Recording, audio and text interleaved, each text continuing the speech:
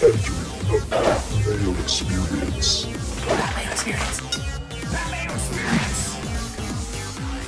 Mayo Experience. Experience. Welcome to the Pat Mayo Experience. It's the Friday shit show here as we kind of run through everything. We got injuries, rankings updates, DraftKings, changing spreads. We're just going to have a chat about it. If you want to jump to the time codes, I will have Dr. Jesse Morse a little bit later on. There's been a slew of injuries, so we're going to see how big they actually are and what the actual timetables are going to be. We're going to run through the most important names on the injury report with him a little bit later on. And Chris Meaney's in studio. I might try to sneak attack Cuss if he picks up. Oh yeah. Yeah, I've given him a day to kind of figure it out. And if it goes long enough, maybe I'll just make that a separate show. But he has to pick up the phone. I haven't told him. I really kind of want to hit him at a left field with this. How fragile do you think he is right now? It's not my fault. I don't deserve this. He's talked himself into Simeon already, for one. For two, he is now, he told me he's no longer sad. He's just angry. I mean, there's a lot to be sad about and angry, I suppose, if you're a Jets fan, just seeing how last week. What has changed? What has changed? Yeah, no, nothing has changed. You're always sad. Yeah, nothing has changed. I said this, after week one. It's like the Jets are going to Jets and the Browns are going to Browns, I guess. Those were just two pitiful performances, and just probably more so from New York.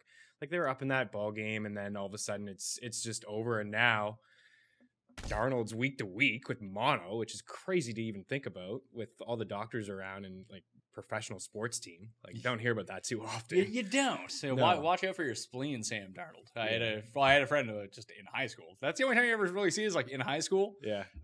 He had to not play football that year. I've never had it, but most people haven't had it. No, I see some people tweeting about how they had it years ago and it was a 2 to 6 week thing. And I just can't wrap my head around it right now that Darnold's dealing with that. And Bell, the shoulder, MRI is fine, but now there's Bell and Simeon, so it's not great. It's not great. Now the Chargers are screwed too. We'll talk about Jeff. We'll talk about the rankings a little bit. I bumped Bell down a little bit, but if people want to get into a draw for 20 DK bucks, there are two ways to do so. One, smash the like button for the episode. Leave a DraftKings handle in the comments section. Tell me your favorite wide receiver or running back on DraftKings on the week 2 main slate. Mm-hmm. Main slate, not the Monday night game, not the Sunday night game. The main slate that is under $4,000. Boom, you'll be in the draw. Winners announced on Monday's show. I got an announcement about that as well. Also, subscribe, rate, and review to the Pat Mayo Experience audio podcast. 5 stars. DraftKings handle something nice about the show. You too. We'll get into that draw. There's 1,000 spots left in the Pat Mayo Experience DraftKings Week 2 contest. I'm already locked in. Over $60,000 guaranteed, rake free. It's $15 to play. I don't know how it's not full yet. Maybe people don't make their lineups till Sunday, but if this doesn't fill, it's only going to get smaller. If it feels soon, it's going to get bigger. Yeah. It's rake free money. It's probably the best contest on there. It is the best contest on there. That's what I thought. Yeah. And I mean, just reserve. Just get in there and reserve it. And and figure it out Sunday morning. Yeah, I do it immediately. So I'll be in that every single week. I thought I was doing okay last week, with Ingram and CMC, but I know a lot of people had CMC, but I don't know what let me down. I think it was maybe Gurley. I managed to make a Sammy Watkins lineup that didn't cash. That's impressive. He had 4 games in 1. Fucking Gurley, man. And he's even cheaper this time around, and what is a high total, and really fucking Gurley, but he's still topped 100 yards, and we're complaining about him. He looked fine. He did. It's just he got those. He put it on the ground in the red zone, and then he got his red zone touches taken. I'm not sold that he's going to get every single red zone opportunity taken away. In fact, I like him a lot this week to probably find the end zone. Maybe so, but if he's not going to be in a situation where he's not getting all of the goal line attempts, then he's useless. He's not worth the price. Right. No, and this is why we liked him last year, right? I mean, he's 40 touchdowns. Do you know who that guy 2 is years. Now? Josh Jacobs. Oh, Josh Jacobs' price is off the charts. If we look at all the guys from the top of the DK board this week, so if we just say these are the guys that have a monopoly on the goal line touches, which is the most valuable thing. You want the pass catching, you want everything else, but if you're not getting the touchdowns, you're not going to have that super high score. Right. Barkley, yes. Elliott, yes. Kamara, yeah. More so. He'll do more in the passing game to make up for it if he doesn't get it. Delvin Cook, yes. David Johnson, yes. Gurley, no. James Conner, Mixon may or may not play. Right. Chris Carson, yes. Definitely. Fournette, yes. Yeah. I like Carson. I mean, I think you and I have always liked Carson, but what I took away from that game last week is, and there was a lot of talk he was going to be more involved in the passing game. Everybody wanted it to be Penny, but Carson led that team in targets and catches. Yeah, that doesn't happen too often. 36% target share. 6 grabs, 7 targets, all the goal line work all the time. It's difficult to really, the Mixon thing, because he practiced on, I believe he practiced today. Today is Friday, if people don't know. So he might go. And if he doesn't go, Gio becomes an ultimate play on Sunday at $5,300. Yeah. But now that Mixon is reportedly going to play, anyone who's constructed a Gio lineup, like he's not on the tip of anyone's tongue right now. Right. Like my weekly rankings, I'd have him as a fringe top 10 guy. Yeah. If he was to play against the 49ers. But I don't think that he's going to be over-owned if Mixon sits, just because people don't adjust like that on Sunday mornings. Right. So that's something to watch out for, I think. Yeah. At least, that he's like a must-play if Mixon is announced out at 11:30 a.m. Eastern time. Yeah, I agree. He's been in this situation before plenty of times. He was in it last year, a couple of years ago, right, when Mixon was hurt and was struggling, as a rookie. It was a lot of Gio and getting work out of the passing game, and then on the and you know what I feel like, we're looking at his price, $5,300 there, is that I don't think he'll be highly owned because Jacobs is actually cheaper, which is crazy. So I feel like automatically at that price, people will be like, save myself, what, $500 for Jacobs? You could just play both of them. And you could play both of them. And I really want shares of Alvin Kamara. I know he's going to be pretty chalky, but I think he's locked in most of my lineups this week. I did the full DraftKings show with Davis. That's sort of the conclusion that we came to, which probably means it's a terrible idea. Like Latavius Murray will have 5 touchdowns or something like that. But it just seems, especially after watching what McCaffrey did to the Rams defense a week ago, that Kamara can just kind of set up the same way. 3 career games against him, 21 catches and 5 touchdowns. That's pretty good. It's pretty good. And that's just his work through the air with Ingram hanging around at that time. And it looked like Latavius is not quite going to fill that Ingram role. It doesn't look like he's going to get as many touches. Like I thought maybe I could count to 7 to 10 carries from him, depending game script, of course, but I don't think you can lock that in with Latavius. Season long, as it pertains to Mixon and Gio, obviously if Mixon sits, you play Gio 100%. If Mixon plays, do you play Mixon? You probably do, but I have him now even just counting on him to play like in the late teens, and maybe that's kind of disrespectful, but there's some other guys that have just moved up recently, like Eckler, for example, is somebody Eckler, I've top definitely 10. Yeah, top 10, a top 10 guy. Some other surprising guys that people were down on, Marlon Mack. Nobody was in on Marlon Mack, when Luck left, but he had the most carries out of any running back last week, so he's gonna get a lot of work. I don't mind his situation. So Mixon's, I think you play him. Obviously, depends on your team, but there's probably some better options that you have on your squad. Yeah, you could make the case that, because of the workload potential split. Now, if he just turns into Joe Mixon, gets 20 carries or 20 touches, he's going to be fine. But I just don't think that's going to happen. Not with a low ankle sprain. And he's one of the main injuries I want to talk to the doc about and just kind of have a better conclusion about what happens. I'm looking at it right now, my rankings. Where do I have Mixon? I have Mixon at 26. Yeah, there you go. He's behind Aaron Jones and Kerryon Johnson and Duke Johnson and Damian Williams and Derrick Henry and Marlon Mack, all those guys. I'm just worried about that.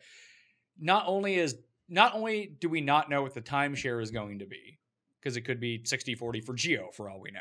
Yeah. But the potential to re-aggravate that injury would have to seem high. Yeah, pretty high. And, at The Athletic here, that podcast Growlin', Paul Danier Jr. was talking about how he doesn't expect him to play. And if he does, he's just not going to get that full workload.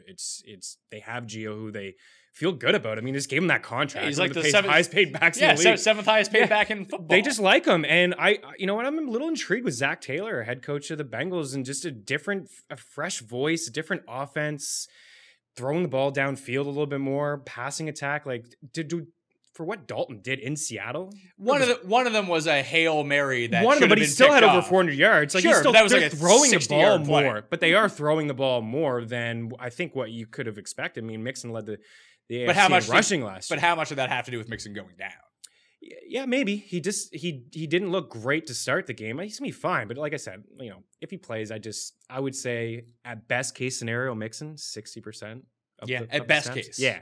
And you have to pray he gets all the goal line work, and you can't count on that, so you take a safer option. Yeah, you probably get Shady at 40% of the snaps this week. Maybe he's appealing in my mind too, a high total game as well. I'd prefer just to play the passing game or play Williams if I could. But agree. News out of Kansas City today at practice: Eric Fisher went down with a groin injury, couldn't finish So he either got hurt at yesterday's practice or he got hurt today's practice. If he misses time, now they're losing their left tackle. I don't think it makes that big of a difference because Oakland has no pass rush to speak about. Right. But just in the running game, potentially. But maybe the offense is so good. But now they're down they're down their left tackle. They're down Tyreek Hill. Yeah, it means more. I think I didn't like Damian last week, but I like him a little bit more now that Tyreek is out. I mean, he's going to get a lot of work in the passing game. He came close to my projection. Yeah.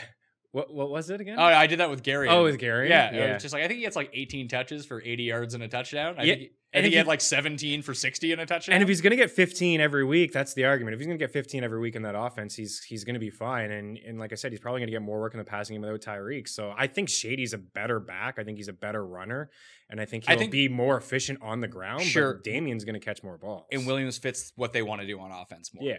Yeah, and he got a touchdown call back too. Like, it could have been a much bigger day for him, actually. It's true. So that's just something to note. Like, Fisher might play, he might not play. It's just whenever you see people go down in Friday practice, generally they don't play. Yeah, and they were pretty injury-free last year too, and all of a sudden... Well, it's almost the same thing. The like ankle injury with Mahomes too. And we talked about this thing with the Bears coming into the season. It's like they ran so hot with injury luck that's good for them. Sure. Clearly at 100%, they're awesome. Yeah. Especially on defense. But like you start taking out a guy or two, things start to crumble a little bit if you don't have that depth. And we're seeing that potentially with the KC offense right now. Like, Hardman's the pickup, obviously. But he's no lock to be better than like Demarcus Robinson. No, I don't think so either. There's like a lot of people are just so upset that Hardman wasn't grabbed everywhere. But like in your standard 12-team league, I don't even know. Like, I'd grab him and take a flyer on him, but I wouldn't play him this week, assuming that he's going to be great. You're just hoping on upside. I mean, Demarcus Robinson, you just don't know. Like, it's probably going to be a whole lot of Sammy and Kelsey and Damian Williams. Like, those are going to be the three guys. And potentially some guys are going to step up over time. But Hardman was a non-factor in the second half of that game last week, and Tyreek didn't play. Like, I think that he's sort of in the group with the guys that had the huge long plays last week. The John Ross, the McLaurin, like that type of guy. Even Hollywood Brown or DK Metcalf. He's just in that group. Yeah. That he's going to have 4 games this year where he absolutely explodes. Now he's in a really good position to do so if he is the guy who's actually on the field in that Tyreek Hill rule. But to think that he's Tyreek Hill is just insane. Oh, it's crazy. Yeah, I mean he's fast like him, but we shouldn't be giving him that. We shouldn't be giving him that respect. You know who else is fast? Usain Bolt. He does not play in the NFL.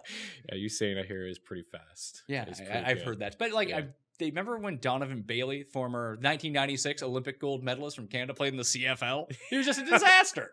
They're like, you go return kicks, you're real fast. Yeah, that didn't work out at all, though. You can't just play in the NFL if you're really fast. But we did see something from John Ross last week. It was a little encouraging, but he also had a few drops as well. There's going to be some inconsistency from all these guys. Hollywood Brown as well. I mean, he hardly played any snaps last week. He took a couple of the house. He's going to have those big blow-up games. Out of all those rookies, I still like DK Metcalf. I like his opportunity. I like Lockett this week. Lockett was dealing with the back. He practiced on Friday. He's going to be fine. It's not even about that. Like that he's not going to be as consistent as I think people when they drafted him that he's going to be. Yeah. But this specific matchup against the Steelers, who just it's like when they practice on defense that they don't think that they're like the slot exists. They're just like, yeah, whatever. So it's going to be Lockett matched up with the linebacker the entire game. Yeah, the Steelers are. It just seems like the Patriots are obviously just in a class of their own. But just watching that game, it's just like the Steelers just haven't been able to figure anything out over the past couple of years of playing the New England Patriots. It's like every year you hear that they've changed their draft strategy and drafted different guys to adjust to the Patriots, and they still just get schooled by them. Both sides of the football, like offensively, couldn't do anything and they couldn't stop anyone. You like Washington more than Moncrief? Because I like Moncrief. I've actually built, like, we'll talk about a few stacks here, but I like, it's a nice opportunity to get a low own because people are going to use Juju, yes, but I feel like very few people are going to use Ben, Juju, and Moncrief. Bring it back with Lockett, and all of a sudden you're looking good. Yeah, you're looking all right. Everyone's counting out Seattle. They're going to probably have to throw the football if their secondary looks as bad. I liked Washington more than Moncrief heading in. I just don't have a lot of respect for Dante Moncrief. I just don't think he's that good. I think a couple of years ago with Andrew Luck, he a lot of his work came inside the red zone, and I think it was a lot because of Luck. I think they'll get on a page like you can't ignore 10 targets. And 10 targets is awesome. 90% of the snaps were Washington played like 50. And so he's out there. And probably the number one option in the red zone for Big Ben. There was a play where he went to him on the fade and there was a disconnect there. And I'm sure they'll get on the same page. I just think there's more upside, especially in DraftKings, what we like to do with tournaments. I think there's more upside with a guy like James Washington. You see that one-on-one coverage on the side. Sure. A little bit quicker, a little bit cheaper. He's a little bit cheaper, but I think that Moncrief ends up being the higher upside play because of that touchdown equity. Yeah, agreed. That's why I like him. I think he's not quite on that level of Deshaun Jackson and John Brown, obviously, but on that kind of tier that I think with what you talked about with Hardman and maybe John Ross or Marquise Brown, like some guys that are just burners, and Ben's going to take those shots. He's always taking those shots. He's just had elite wideouts to take those shots with, so it might take some time for that offense to get going. Creator of Mickey Mouse, Walt Disley, will not be playing in this game, but Nick Vannett will be, and he'll probably play like 95% of this thing. He's $2,600 on DraftKings. That could be just a big goose egg. They're gonna have to in throw your the ball. lineup, but as a part of a game stack, he's a Pittsburgh is they're good at stopping the run. So Carson will have his floor because of this new work in the receiving game, but he might not get a lot going on the ground, especially even inside the red zone if they stuff him once or twice. Maybe Seattle's committed to continuously running it up the gut, kind of like the Bills were at the end of the game. Like, hey, Frank Gore, it's your time to shine for 2 yards. But Vannett, if he's just out on the field in every single red zone package, I think it's worth a shot as a game stack. There's enough cheap tight ends, whether it be Hawkinson or Waller, that just have an exponentially higher floor. Because they're probably not going to get a 0. Right. But someone like Vannett, if he can just backdoor his way into like 4 catches for 55 yards and a touchdown, or potentially 2 touchdowns, something like that. Now you're looking. I might bet Vannett first touchdown in that game. I wonder if that pays, if that's out yet. You know, again, red zone, right? He's definitely, you're onto something with, he's the red zone guy. When they get in there, it's, you know, Metcalf actually could be He a could red be, zone guy too. but they just tight ends in but Seattle. Tight ends in Seattle in general. And I guess too, I watched a lot of that Seattle Cincinnati game. Like I had Seattle in Survivor, so I was sweating it out. But I never sweated it. I had Seattle too. And you just thought the whole time? Yeah, I just like they'll win. I wasn't. Yeah, I thought that too. Like they'll win this, but like it was like Cincinnati really should have won that ball game. Like they should have won in all assets. Like they were just better all around, and just a little bit of inexperience, I think, from the coaching staff. A couple of miscues, but I just didn't like their secondary at all. So I think Pittsburgh will have success, and I think that's where all the chalk will come. So yeah, you go the other way with Lockett or tight end Vannett. Sure. Or just play them both and play the Steelers stack and just hope that's the game that shoots out. Waller's going to be extremely chalky, is he not? Like at 3K? He's 33. Hawkinson's 3. I They're don't both know. Gonna be very I don't know which one is going to be higher. Hawkinson will probably be higher. Yeah. I think so. But I like Oakland a lot too as a sneaky little. Everyone's Kansas City. No, Kansas why not? City. Kansas City. But Oakland's going to have to. I mean, Carr had a 3 touchdown game against Kansas City last I like them year. fantasy wise. I just don't think that they keep up in this game. No, I don't think they'll keep up. And I like, what is it, 8.5? I like Kansas City, but I think It's they'll down score. to 8. People are betting down Oakland. to 8? And Oakland is Tim's super lock.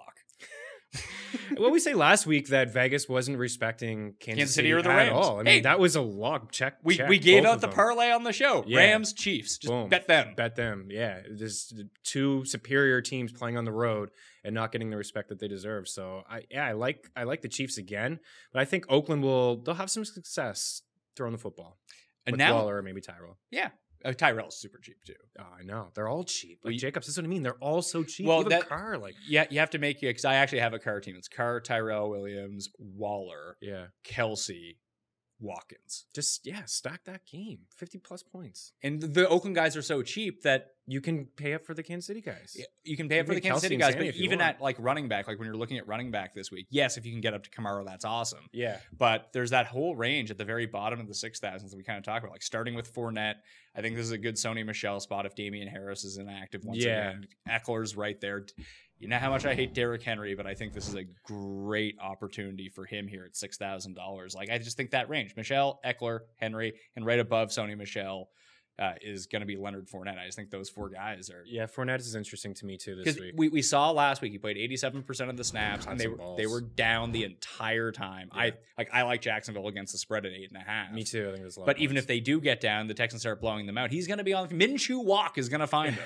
And they found him last week. He caught a few balls. Didn't he have 6 targets? I think he had 6 targets in the passing game, and they got rid of TJ Yeldon. Like, there's just nobody to come in there and take those 3rd down reps from him. So I think he's a very sneaky play for sure. And also if you're thinking about like handcuffing just to have on your team, whether you have Fournette or not, it does appear like Raquel Armstead would just take over the Fournette role. And there's very few situations in football where you can just kind of point to a guy, say, oh, like, I think Madison could be that guy. Madison could be that guy in Minnesota. Armstead can be that guy. We don't know really. Like, let's say Damian Williams goes down this week. Are we just convinced Shady gets 90% of the work, or is then Darwin Thompson the LaShawn McCoy role? Like, are they actively looking to split this up? I would say Shady would get like 70, at least 70, 75%. Darwin gets mixed in a little bit, but he's been a non-factor.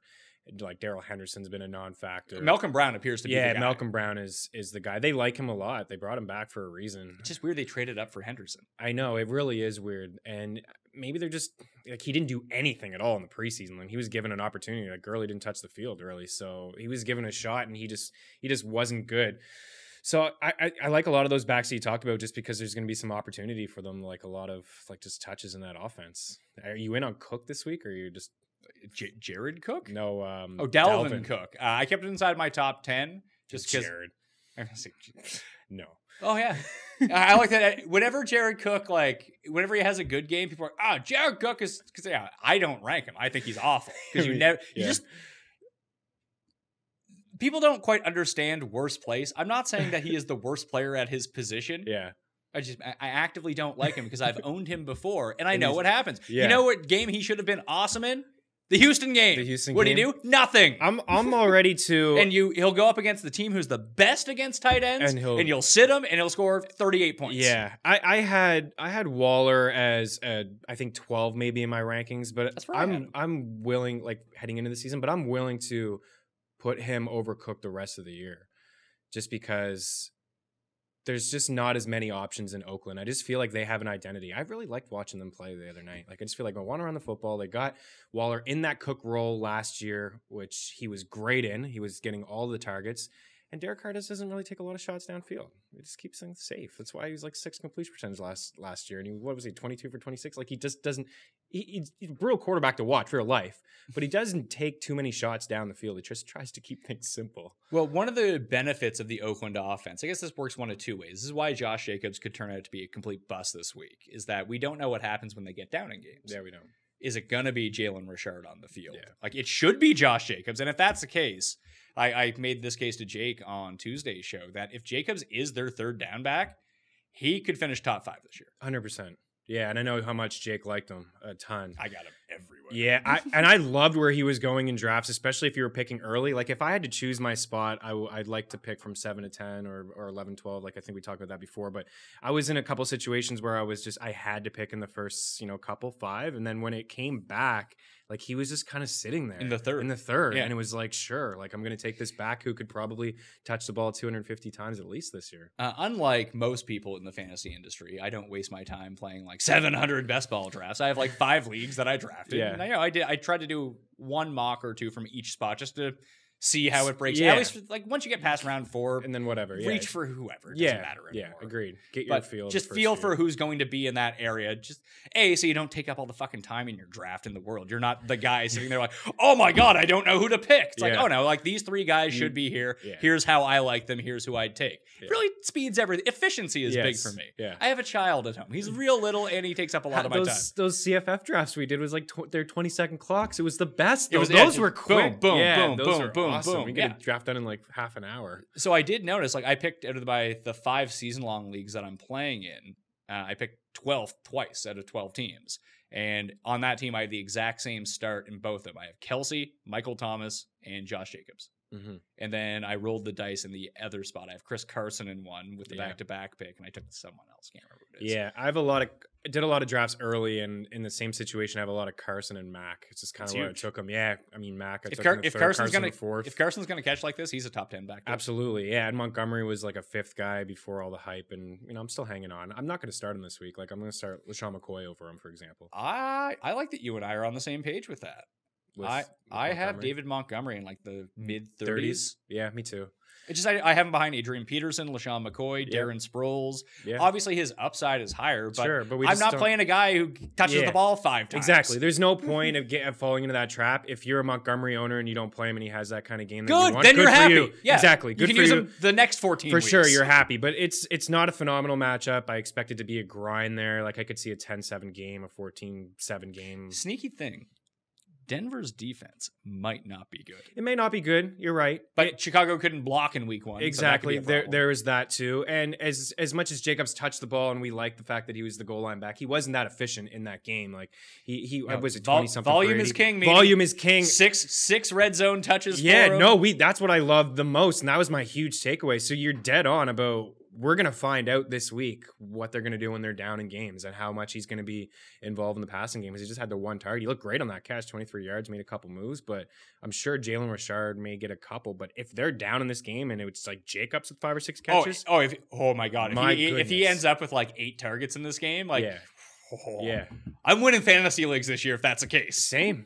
Yeah, absolutely. And I would even, if I was like, I've had Jacobs and another back that I like Eckler or someone down the like Singletary you took later on, I would even think about trading Barkley for like a top tier wide receiver or something like that. Just moving on. I don't know about that. What if you can get Julio Jones for Barkley? I wouldn't. If you had a like 3 solid backs that you can trust like that, I'd want Julio. Without Barkley. I wouldn't do that straight up. I'd want something else. Barkley's more valuable. Running backs are inherently more valuable. You could be in a situation where you have too many, but you control the market at that point. Yeah. So, I see what you're saying. Like 1 for 1, it makes your team better. Yeah. And I have no problem making other teams better in a trade either. Whatever works. Yeah. But I feel like you're selling yourself short on someone like Barkley or Elliott or Kamara or even Christian. Well, I'd love Elliott and Christian McCaffrey. Oh, I just at this point I know I don't want to overreact, but I like them a lot better than Barkley. I don't. Man, like, don't you see what happened last week? Doesn't that scare you? Like, they were down in that game and they just like held off him in the 4th quarter. Like, here's Gallman. Sure, but Dallas and this week with Buffalo are probably the 2 hardest defenses he's going to play all year. Yeah, tough spots. Yeah. So, and he was still good. Yeah, he's still fine. I know, but like top tier, like a top 3-4 wide receiver is fine too, depending on the depth you have. Yeah, but everyone gets to have bad games, and that wasn't even a bad game for him. That if that's going to be his floor week in and week out, think about what the upside is. Yeah, I know what the upside is. I mean, he's basically a touchdown per game guy. Like, I think he had 15 and 16 games last year. Yeah, the upside is tremendous. I just feel like out of those guys, I just like, those top 4 guys, he's like 4 for me. Maybe. I had Zeke 1 heading in, even with all that contract talk. I still just like Zeke a lot more. Potentially so. Oh, announcement, by the way. The Pat Mayo Experience live show Sunday morning. 9:30 a.m. Eastern time on the DraftKings YouTube channel, facebook.com/thepme, or you can check it out on the podcast feed around, Paul, what do we do, like 10:30? 10:35 it's up? Yeah, around there. We do like half an hour of questions from 10:30 to 11 with people. And there's a lot of rules for that. People constantly break the rules and they get banned do they for get life. Banned for life? Well, the whole point of the thing is like list your question and we'll just get to all of them and we'll get them up. Then people start answering other people's questions. And it just gets it's not that I don't like the discourse. The discourse is fine, but the whole point of this half hour is just to pound through. Yeah, so you can get through as the many questions. Yeah, agreed. And then people start leaving their questions twice. Yeah, and it just gets like I do cluster. rankings. Yeah. So there's that, and we're moving the time of the waiver wire show. So we used to do it at 9:30 a.m. Eastern time on Mondays. No need to go that early. We just don't have all the information. Most of it's out by noon, so we're gonna go at 1 p.m. Eastern time on Mondays. Me and Steve Buchanan, my main man Buchanan, who does need new internet. He promised. He spent all his fab bucks on new internet this week.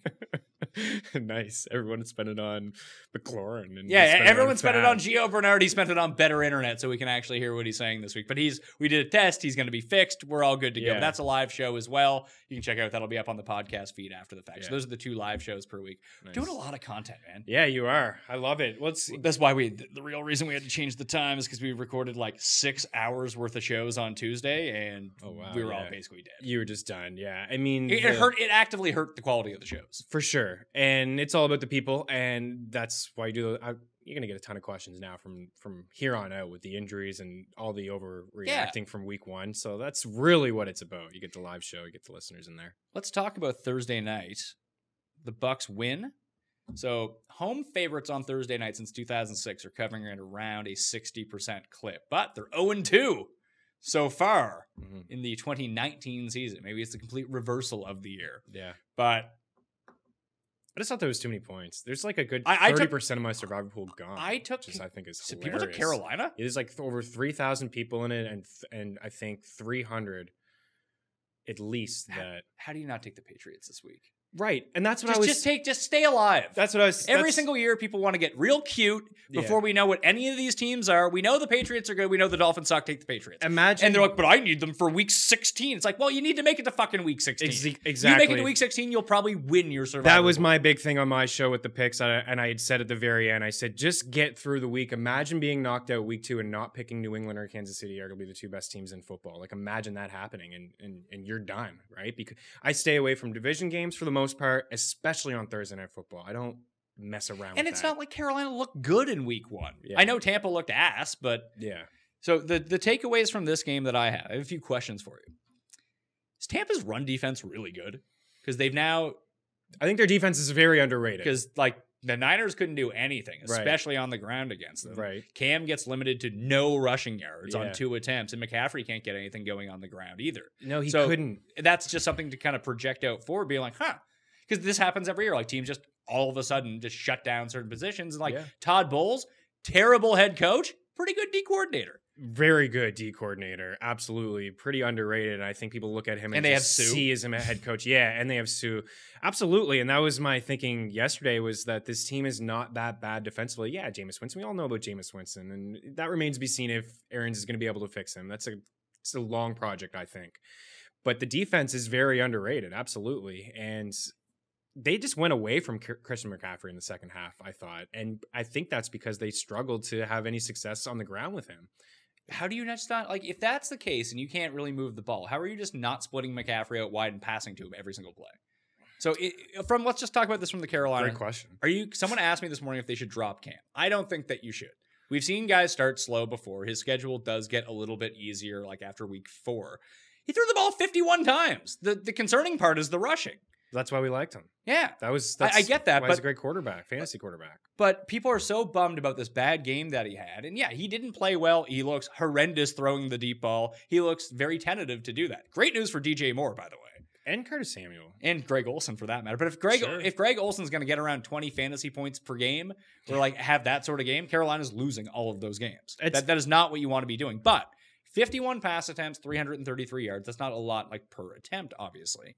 But if you let's just say that the final score of this game was the same, but it was 2 touchdowns from Carolina. Sure, yeah. Then all of a sudden he's like a top 3 quarterback. Absolutely, yeah. The touchdowns are impossible to predict. They are impossible to predict. Absolutely. He's gone, I think, 5 in a row without throwing one. You bring up a good point. Like, if he's going to toss the ball 50 times, sure, that's great. But that's why we liked Cam. We liked that rushing ability, and he's just not healthy. And I'm not buying into anybody that's saying he is. Like, even Aikman, like, maybe his shoulder is healthy. Like, he made some throws yesterday where it's like, okay, wow, like if his shoulder wasn't 100% healthy, he wouldn't be able to make those. Then he made some bonehead throws, but he's just always made those kind of throws. And I think that's why they've changed this offense over the past couple years and got rid of guys like Kelvin Benjamin and Devin Funches and guys he used to just throw it up to. Now it's just those quick 10-yard outs. Like, it's just, let's make life easy for Cam. And let these guys have yak. And exactly. They're all explosive after the catch, which is also very appealing. He underthrew one with Curtis Samuel. Like, yeah, it was a nice throw. He underthrew that, which he would have been able to take to the house. There was a couple very easy completions that I thought he should have had. He just sailed. Sailed them. Sailed a couple, threw some. And week 1, there was like from me to you and McCaffrey, and he just bounced it to him. And it's like, okay, maybe that's a little bit of the rust not playing in the preseason. But to me, the biggest takeaway was his foot. There was a few plays yesterday where the old Cam would have scrambled for a first down very easily. That one play was a bad spot. He should have gotten that one. I thought he should have too. And they replayed it. Like, I know it was close. That was really puzzling. They replayed that. Was like, how could you mess that up after looking at the replay? Oh, by the way, do you know who Riverboat Ron turned into in the last 20 seconds of the game? The DraftKings guy who takes out the good player for the guy no one's ever heard of before. I'll run the trickiest play possible. Just, you have Cam. It's 4th and inches. Just fucking jump over the pile. So exactly, like, and there was a couple plays and like that. And you can ice the game if you don't score the touchdown. Right. There were a couple plays like that. One in the middle of the field where I think they got cute with Cam, and that's when he slipped. And then there was another one when he usually, the old Cam would have just ran that for the first down. He ran to the side, and it looked like he thought he was going to be able to do that. And then they closed the gap, and then he had to throw it away. And then after, like, you can see he came up lame, like he was just kind of limping there. And then at the end of the game, with the game on the line, to your point, it just doesn't make any sense. Like, why do they do that? Why so tricky? Right. I know it worked for a touchdown, like when they split Cam out and it was a direct snap to McCaffrey. And it was like a read option with McCaffrey keeping the ball instead of handing it off to Cam and running in for a touchdown. That worked. That's fine. Like that's a great middle of the third quarter play to run. Yeah. But game on the line, like you want to get super duper tricky when you have the play that works in front of you and you know it's going to work, but you don't want to do it. Because you want the style points on it. And it's ridiculous. It's ridiculous. Yeah, it reminded me of the friggin' Super Bowl, man, with Russell Wilson. Like, why are you throwing the ball? You're trying to outsmart the defense there. Now, you can look back and think that, like, oh, Philly did this against the Patriots, and every one of those tricky plays worked. They did, but Philly goes for it on 4th and 1 more than any team in football. And what do most of the time? They give it to Carson Wentz or Nick Foles. Like, Drew Brees has done that numerous times. He's a very small quarterback. Brady just sneaks it. Brady all the time. That's their play. Even on 3rd and 1. Hey, here's our play. It always works. Let's do it. Play works more times than it doesn't. Absolutely. It works like 99% of the time. That play didn't make any sense to me that McCaffrey was going to take that outside like that. And it didn't make any sense if they were just going to hand it off to him in that situation and go straight forward. Like, you have Cam. So is he trying to outsmart everybody else, like including himself? Or is Cam really hurt? Maybe that's Cam really hurt with the shoulder that he doesn't want to take that? Like, there's a lot of question marks. I don't know if I would drop him either, but I'm not starting him. Sure, yeah. Don't drop him. Don't start him. Ranked ahead of him this week. Yeah, of course. Every week I'm probably Josh Allen's top 5 quarterback. Until he moves around. Until Cam runs around and gets 30, 40 yards on the ground, I'm always going to have. Yeah, I had Cam ranked at 9th for the week, so obviously that's a terrible ranking. Yeah, I had him 14, but I had Winston that's not 17, which doesn't make any sense. Like, Winston had a better game, so who am I to say? But Winston had like 200 yards passing. So before we get to that side of the ball, the big thing is after they took that double timeout delay of game penalty, and it did shrink it to like 4th and half a yard, and they have all 3 timeouts left, because you have to say this, what happened to Houston on Monday night? Like, I get the play, like they're trying to score a touchdown with that McCaffrey play, but you're actually just better off picking up the 6 inches or the 7 inches and then getting your first down and then running the game out. Yeah. Like, I know you need the touchdown, so yes, obviously getting the touchdown is key, but that's just more pressure added to Tampa Bay. And they just used a timeout they tried to use 2 for no reason. I know. A lot of question marks. Both teams seem to actively be trying to lose the game. Yeah, a lot of question marks. Cameron was on Bruce Arians a couple times after some mistakes, and like you could just kind of read his lips, like, F me, like, what am I doing? I'm a little bit rusty here, I think. Yeah. Double-digit targets for Moore and Samuel. Moore every single week is going to score like 20 points of PPR. Yeah, you got to be happy if you own both of those guys, you have to be pretty happy about that. I'm really happy with DJ Moore. Yeah, he should be. And I think, they both have 14 targets? They both had double digits. 14 for DJ Moore, 13 for Curtis Samuel. Yeah. It does appear like Samuel's going to be the one who's used down the field. Yeah. Like, he'll have those big plays, but Moore just underneath, and he's so good after the catch. He's a better wide receiver than Curtis Samuel. Yeah, yeah, for sure. If you have both of those guys, you're loving it. And wide receiver 2, I think, locked in for DJ, and Curtis is a 3. But yeah, they're both fine. They're both startable every week, especially if Cam's just going to do this with his those short throws and not run himself and not throw the ball to McCaffrey. Like, people it's overreaction. One week he's the best. I should have taken him first overall for sure. Yeah, now I want to trade. Who do I trade him for? Yeah, like, but guys have bad games. It happens. The NFL. Yeah, even Cam. Even sitting here saying that. The best fantasy players have that. If you can get 13 elite weeks out of your number 1, 2, 3, 4 pick, that's going to be so much higher than everyone else. Yes. Yeah. No one's going to do it for 16 games. You just hope it doesn't happen in the fantasy playoffs like Todd Gurley. We've just been, exactly. Well, we've been teased, I think, with Todd Gurley over the past couple of years with just being so dominant every single game, and Alvin Kamara too, like just expecting this every time that when they have a bad game, it's panic time. Tampa side of the ball, you worried about Evans? Because I'm not. He catches that touchdown. No one has a fucking thing to say. He's great. Yeah, I'm not worried about him. He might be a nice buy low.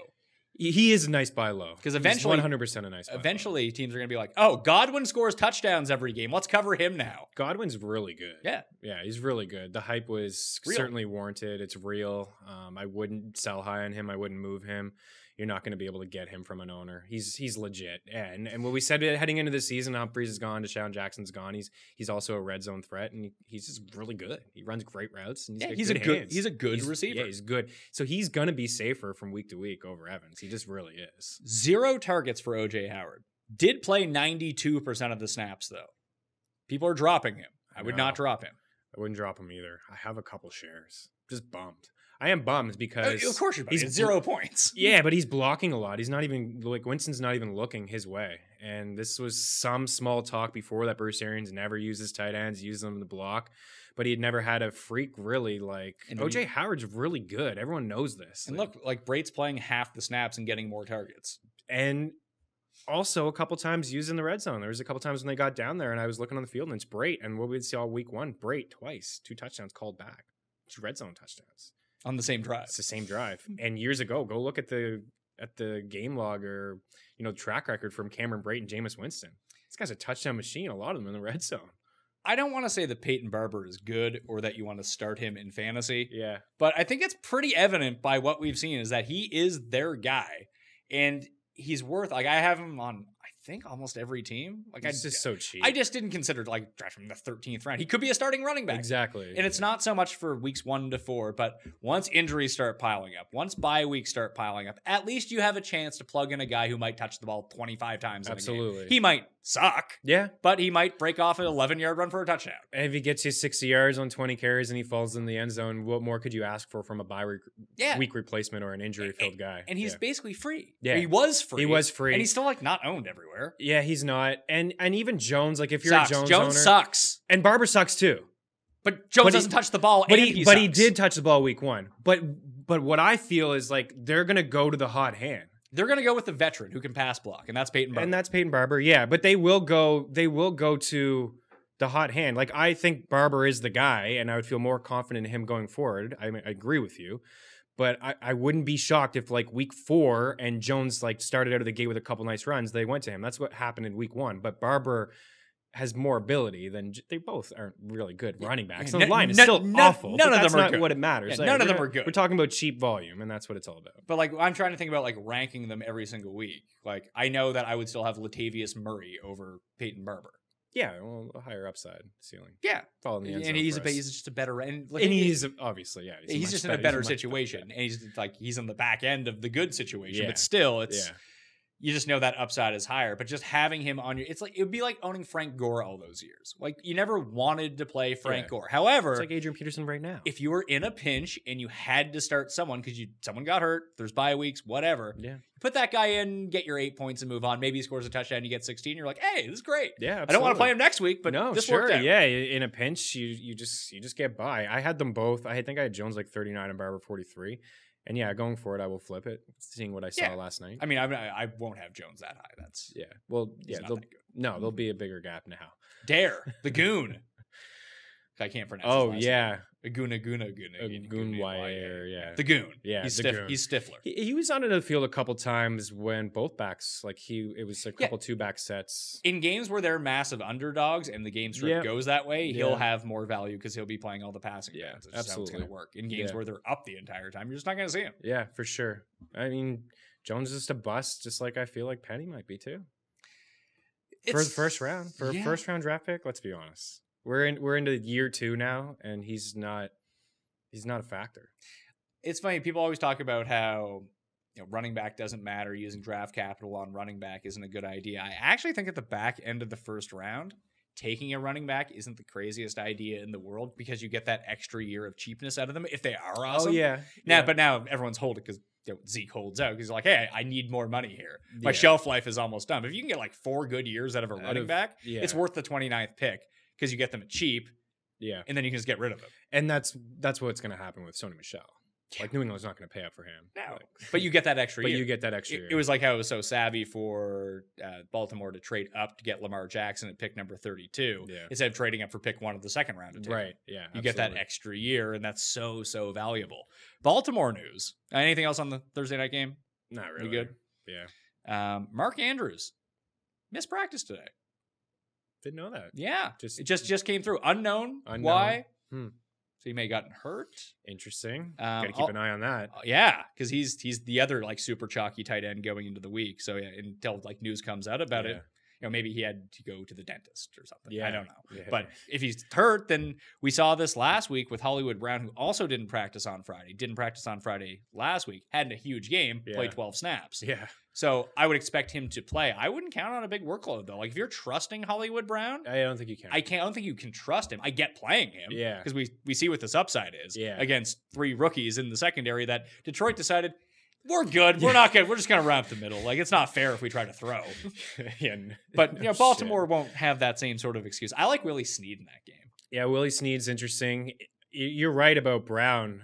There's just not going to be a lot of consistency from him, and he didn't play a lot of snaps. And a lot of people are saying, well, he didn't need to play a lot of snaps. Well, he wasn't like that game was blown out pretty early, but he really wasn't playing a lot of snaps from the get-go. Maybe that's because his foot. I'm sure it has a lot to do with it. That's why he's not practicing. Exactly. So I'm sure that has a lot to do with it. He was already behind the 8 ball right away through camp. Like it wasn't him on the field. It was Boykin who was on the field, and he really wasn't a factor. He got the one pass for a touchdown. It was actually a pretty good play by Lamar. Like there was a nice pass rush on him, and he just like kind of. Oh, the Boykin one? Yeah. When he did the blitz play. He just backed up, backpedal. Oh, that guy's open. And he just he used the bomb. Yeah. When they basically said we're gonna create a Lamar Jackson offense, it's the NFL blitz from 1996 offense. Yeah. I liked it, and there's a lot that remains to be seen with Baltimore, but I was pretty impressed. They played the Dolphins, though. I know. The Dolphins may be the worst. And they played the Cardinals, who also might not be any good. Yeah, and I don't think that they are. And they can wax them this week. Like, Baltimore's going to win the Super Bowl. Then they play a real team and lose. Like that's how this seems like it's going to be setting up. Yeah. Mike Williams is now a game-time decision for the Chargers. Obviously, no Hunter Henry in this circumstance. Keenan Allen, Austin Eckler.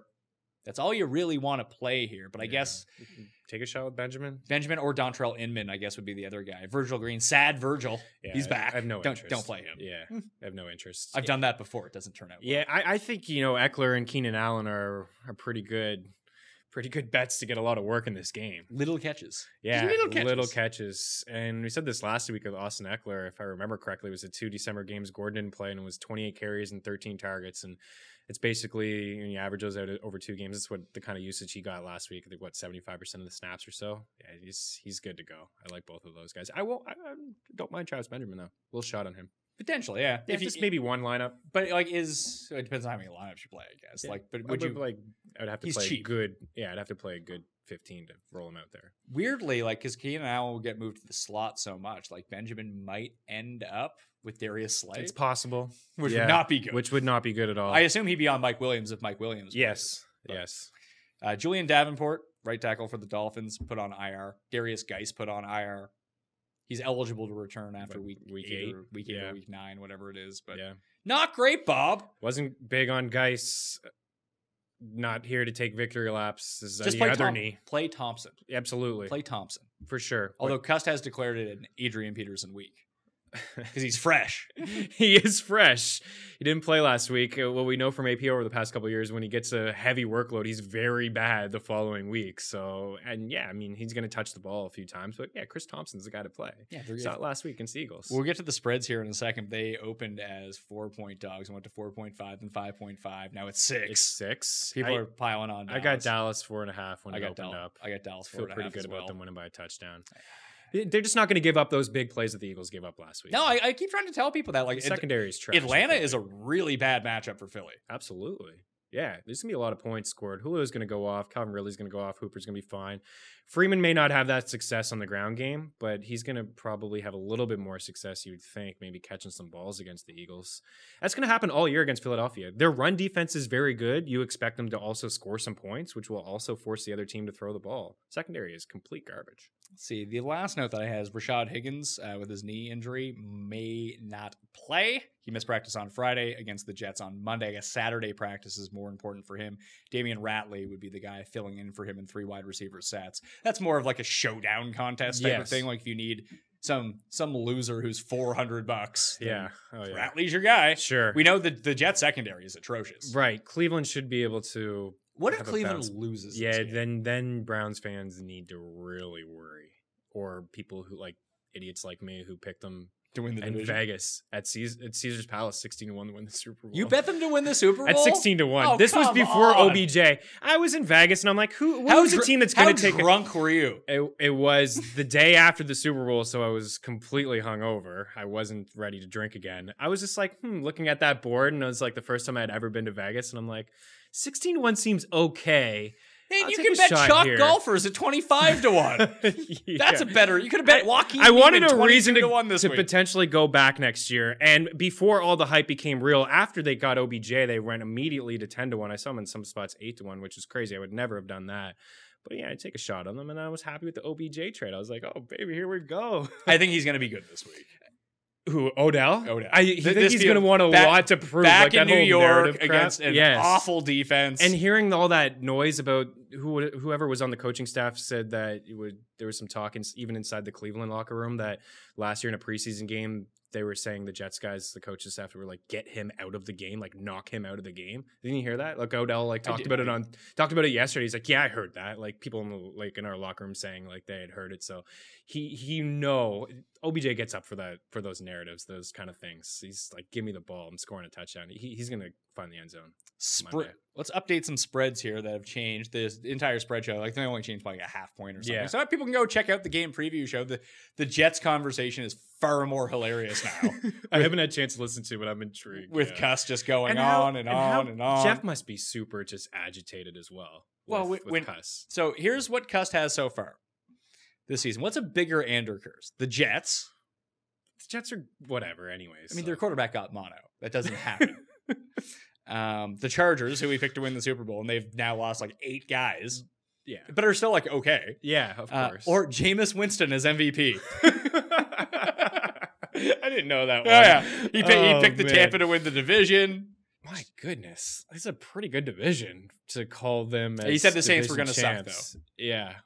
Unbelievable. I would call like Jameis maybe like a fantasy MVP, but I would never go that far to fantasy be like, MVP. Yeah. I could see Never like, go as that far on to the say table. That's not going to be the case. No, But it's real not. life MVP. Yeah, it's not even close. I think the Chargers is the one. Like they are still good, like you mentioned, because they're a deep football team. But everything that has happened over, like even Hunter Henry again, like so what you want to say, like oh maybe he's injury prone, whatever. But during James contract holdout, Melvin Gordon.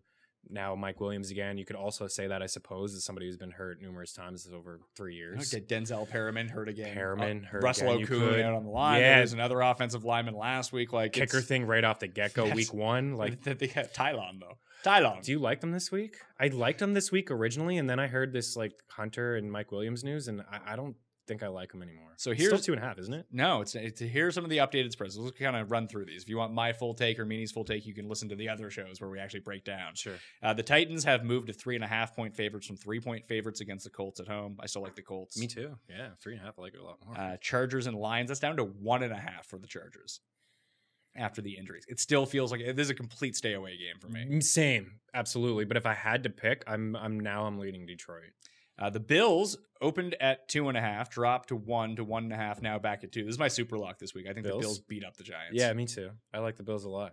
Yeah, I liked them last week. I like them again this week. I just love their defense a ton. Is so good. It's man. very good. They're very underrated. They get after the quarterback, the top They tier returned corner. 10 starters from last year. Yeah. And their only addition was a top 10 pick Right. to get to the quarterback. Right, and they've improved their offensive line over the offseason. They improved it, and Allen's got weapons now. Listen, man, Josh Allen's not bad. No, He's not. He's a crazy person. Yep. And he's going to have disastrous games where he loses you games. Yeah. But They turned the ball over 4 times and still won that game. 2 of those weren't his fault. One of them bounced off Cole Beasley's hands for a pick completely six. his fault. Yeah, 2 of them were completely his fault. Yeah. The other one was like, But that one was on Beasley. and it was a pick 6. It hit him in the hands. Yeah, it was 100% on Beasley. And the other one, the center just didn't snap the ball. Right. And I think Singletary is actually pretty good. Like it took him a long time to touch the field, like 6 minutes left in the third quarter, but he had some nice runs. He caught 6 passes. He looks spry. He's good. And John Brown's pretty good, man. He's Yeah. a perfect compliment. And he's just doing what Robert Foster did last year. And he's better than Robert Foster. For That's sure. okay. Yeah. And Beasley, I mean, he's not, to quote Levitan, Australian for 6, but he is pretty good. And for Beasley, who had a bit of a down game, I like him again this week, but he is a safety valve for Josh Allen. He's probably gonna catch 70 balls this year. Yeah, I bet the over on receptions. He hit it by halfway through the second quarter. Absolutely. I was in on that one too. I saw you tweet that. I had actually replied to you. Yeah, money in the bag. Beasley again is another prop that I would like. I like their defense. I'm curious to see what it is this week. For the Jets, that line is now on Monday night 7, I think. It's now 6.5. That jumped immediately. Yeah, as soon as I heard that news, I was able to get it, but within minutes it was 6.5. Yeah, so it's back down to 6.5. I like Cleveland. I like Cleveland too. Like I don't think I'm really trying to make an effort not to bet any primetime games. I'll bet props from it or do whatever. But yeah, you're gonna have another rough game, I think, from Robbie on Ward. Like they didn't even. I know Corey Davis sucks, but they didn't even look his way with last week in that week 1. And Inun was out. We don't know if DT is gonna play. Exactly. Bell's got the bum shoulder. Simeon at quarterback. Crowder over 8.5 receptions. I have no idea what it's going to be, but if it's like 5.5, you probably bet the over. First player ever, was it like 14 grabs, 99 yards? Finishing the shithole for DK bonus. 14 catches, 99 yards. I used him a bunch. I was same. We both really liked him. For $4,100. Yeah, fantastic. Absolutely. But come on, man. It'll be interesting to see how they use him. But I think very similar. I think he's going to get a lot of targets as well. I think Bell's going to get a ton. Those are going to be the two guys that probably rack up double-digit targets, even Bell. Let's see. The Vikings have dropped to 2.5-point underdogs. So they're not getting the full field goal anymore. The Seahawks are now 3.5-point underdogs instead of 4. A couple times. Yeah. The Jags have stayed where they're. I still really like the Jags. Me too. I think they did okay considering, they went up against Kansas City and they held, a couple touchdowns? Well, you're a Nick Foles supporter. You like Nick Foles. You've watched a lot of Nick Foles. I feel bad for Nick Foles. I feel bad for him too. And maybe it's because Minshew Walk comes into the game. They're not prepared for him, and they're playing Kansas City's defense, which just isn't all that good. Yeah. Maybe he gets exploited in this game, and he's fucking terrible. Yeah, I don't know. Maybe. But my thing is... But do you really think there's that huge of a gap between Foles and Minshew? Probably not. Probably not, to be fair. Yeah, and... I know people listening, he's Super Bowl MVP, whatever. But for your team, you love Nick Foles. For my team, yeah. I just, I've said this before, they just played to his strengths. And it was a really good offense and a really good offensive line. And he started off good in week 1. And I feel bad for him that he's with another team now and another injury has slowed him down. But Minshew looked pretty good too. He looked capable. Yeah, he looked capable. Don't be Bortles. Right. Don't turn the ball over. What was he, 22 for 25? Don't turn the ball over. I mean, he was technically 23 for 25 because one of those he completed in Kansas City. That's right. He did. Don't turn the ball over. I don't know if I buy into maybe Kansas City was not prepared. I just don't love their secondary, and he was able to, in the game script, had him throwing the ball a little bit more, but he was fine. So there are 3 key points to Jacksonville's favor in this game to cover the spread. I'm not saying that they're going to win. I do think that they are live to offensive line. Yeah, trash. So they pick up Tunsil. It's like, everything's fixed. Nope. No, it's not. No. And the Jags still have an awesome pass rush. Awesome. Jalen Ramsey can limit Hopkins. Yeah, it's not to say that no. Hopkins is going away by any means. Right. But if he holds him to 7 for 77, that's a win. That's a big win. It's a win. Yes, Hopkins is so good. It does look like Cuty's going to be back, but Aaron Colvin on Monday night was exploited. Yeah. He's cut now. Yeah. So if he was playing, maybe whether he's there or not, obviously he's not now, but do they have an upgrade? Probably not. No. And who is the Jags' best receiver? D.D. Westbrook, who's going to be in the slot. Yeah. There's just enough going on that I think they can keep it close. They can. Houston's going to score points. But and Watson's already banged up, man. Well, that's my thing, and it's a divisional game, much like we talked about off the top with Carolina and Tampa Bay. It's a divisional game. Jacksonville, I still have respect for their defense. People are saying it's so crap because of last week. Kansas City's just really good. They're really good. Kansas City's awesome. Yes. So the line looked awful in that game. Saints can generate pressure just like Jacksonville can generate pressure. And Watson was in that tent more than twice. That tent a couple times. You can't tell me he's 100% dealing with that tailbone injury. He's still really good. And they're still running him. You're going to play him. Yeah, exactly. And if he takes 1 or 2 shots, he's going to feel that pressure. So I think this game will be close, and I'm not ready to give up on DD yet either. He's another guy where people are like, he had a touchdown last week. He had a touchdown to save our day, at everyone that played him. Saved our day. People are talking about dropping Lockett on his 2 targets. Right. So, and there's already so much negative talk about DD. I still think he's going to be the guy that leads this offense in targets and catches. So I have no problem. The recency bias, people are going to be off him this week. I'm going to go right back to him. I think he's going to be a factor. And he is in a very good spot, just alignment-wise, just like Lockett is against the exactly. Steelers. Like, this might not be a great game for DJ Chark. No, and Baby Chark is Chark is that guy. Have you got any Chark offers? People trying to trade you Chark? I'm No. just like, F off. Get out of here with Chark. In the leagues that I realistically play in, Yeah.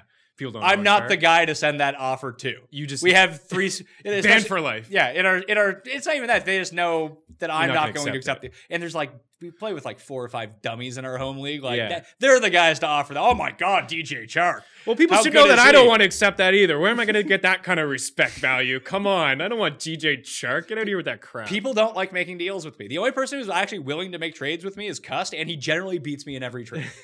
I'm just so willing to make a trade because no one wants to trade with me. I'll give up whatever. Yeah, Just fair. want to I like making trades. Yeah, that one guy that Cuss doesn't want, you know he's going to turn it around Yeah. anyways once he's off of his roster. Well, Cust always gets me on throw-ins. Like I remember the year and when it was like week 2, we made a trade, and it was when Brett Favre was on Minnesota, and I just randomly had him on. He's like, "Oh, I'll chuck in Brett Favre, whatever." And Tim won the title that year because he had fucking Brett Favre. It was awesome. Sidney Rice. Oh, Sydney. I think I had Sidney Rice that I year. had Then he a lot then of Favre Rice. retired, and then Rice sucked. He sucked. Yeah, I remember Rice. What else do we have? It's We're not. good idea. We've already went over like the big games earlier in the week. We don't need to rehash New Orleans at the Rams. Like that stayed at -2 the entire Yeah. time. What do you like in that game? You like Saints. the Rams? I like the Saints. Yeah. Revenge. Better team overall, I think, actually, the Saints. If you had to bet one, Arizona, Baltimore -13, Patriots, Oh, man. Dolphins +19. I think the Ravens cover. I think the Ravens beat up bad teams. Yeah. I think actually both cover. I know it's a ton of points in New England. I'm just not betting that game. Right. I wouldn't bet it either. I definitely don't advise it. But yeah, if I had to pick the 2, I would go with Baltimore just win by 2 touchdowns and not basically 3. Yeah. There's a lot of ways that that New England game could go. There's a ton of ways. Like they don't even have to show anything this week against Miami. They could lean on. You said off the top, like I think Michelle could fall in the end zone. There's a couple ways again, like they could just hey, he's got the bum knee. Maybe we don't play him in this warm weather game that we're just going to crush. Maybe we actually do have Harris active. If Harris is not active, then Sony's going to eat. yeah, but if Harris is active, I think you need to definitely be concerned that there could be a situation in the fourth quarter where it's a whole lot of just Harris. So who knows? We've seen before. We've seen New England throw the ball numerous times when they shouldn't and run up the score, and we've seen them just get 5 rushing touchdowns, and Brady doesn't throw the ball at all. Just a quick injury wrap up here. I want to talk about Antonio Brown before we jump to Dr. Jesse Morse. But Kiki is going to play in week 2. Tyler Lockett's going to play. Mark Andrews, Hollywood Brown, and Mark Ingram are now all questionable for week. So maybe I'll just switch my answer. If those guys all don't play, Well, I mean, losing Ingram's an up. They should be like favored by -30 at that point. you didn't like his run last week? Oh, his 1 yard run, that was nice. No, there's like a 50-yard run he Fuck- had. It was fuck Mark nice. Ingram. Hey, and that flex league, that auction, most points week 1 I had. The Flex League auction. Oh, yeah. That's right. Mark Ingram. Yeah, I have Sammy Watkins on that team. Everyone trash your team. I have Hey, we have Sammy Sammy Watkins Watkins on on that our League of Leagues team, too. And if you have Sammy Watkins, you just have to be like so pumped at just the situation that he has. Bell is gonna play. Trey Burton questionable. Albert Wilson's out. You can check out I have all the injury Yeah. report in my column, Right. and how that all adjusts right now. It's all updated as of this moment, as we talk right now. Sure. We have some Justice Hill. We have Justice Hill on that team too. have- I know Gus Edwards, if like Ingram didn't play, Edwards would probably get 15 to 20 carries. He had 17 last week. But we would see a little bit more from Justice Hill. and the which one isn't thing I was intriguing. encouraged in that game about Justice Hill is that when the game was competitive for like 10 minutes, he Yeah. was actually playing. He Yeah. was the one who was splitting with Ingram. It was after it got out of control that the Gus bus went. Yeah. and It came on in. does sound like they're going to use a lot of them. All of their Yeah. backs probably. And also, that's not great news for Mark Ingram. no, it's not. Just getting but his- he is the Captain more Picard superior. stole his touchdown last week. Where the hell that guy's name was? Like, what the fuck is this idiot? He still found the end zone twice. He did, but yeah. like yeah. they're running like I wouldn't be surprised. You know how Carolina got tricky around the goal line? Yeah. Baltimore will get tricky around the goal They'll line try in things. smarter ways. Yeah. Like fullback handoffs and Yeah. Lamar rollouts. And Absolutely. They have 18 million tight ends. Like Hayden Hurst will catch something. Oh, yeah, for Nick sure. Boyle will come in. They're a very interesting squad. They are. I'm very intrigued to see how that offense is going to roll all year, and they're going to try some things, especially when, like to your point, they beat up on bad teams. You're going to see things. I mean, they were up 52-10 and still threw the ball on 4th and goal. Yeah, well, they had whatever. RG3, they had RG3 in the game. Sure, like exactly. Let's give them a player. We know we're going to score here. Let's do it. A guy I watch, you know, Sad Jamie. Yes. Sad Jamie's a huge Ravens fan. Not really good at I gambling. didn't know with- he's a Ravens fan. A huge Ravens fan. It's really weird. Like he got into football 2000 when they were really good, No, like really, really good. No, I think it was later than that. Like he's Okay. He's only been So like they won the Super Bowl in 2000. the year that Jacoby Jones had the catch against Edward. That was the year he became like. Okay, yeah. And he just I think he against the became, Niners. No, it was against the Broncos. Okay, I got you. When he made the catch behind I got everyone you. flag. So he became a football fan like 2 years before that. He just randomly picked a team, and it was the Ravens. Okay. He just loves Terrell Suggs. He loves Ray Lewis, but he doesn't really know anything about gambling. He just looked at me. He's like, "Can I bet on Robert Griffin to be Super Bowl MVP right now?" I was like, "No." I was like, "What do you think good odds for that would be?" I was like, "I don't know, 3 million to 1." Yeah, 3 million to 1 is a good bet. Yeah. Watch it happen now, and he'll be furious. I was like, "Those odds don't exist till the Super Bowl comes out, man. I'm sorry to tell you." Yeah, RG3, I really liked him back in the day. But yeah, obviously not able to stay healthy. I talked to him at the Super Bowl. RG3? Yeah. You know what he loves?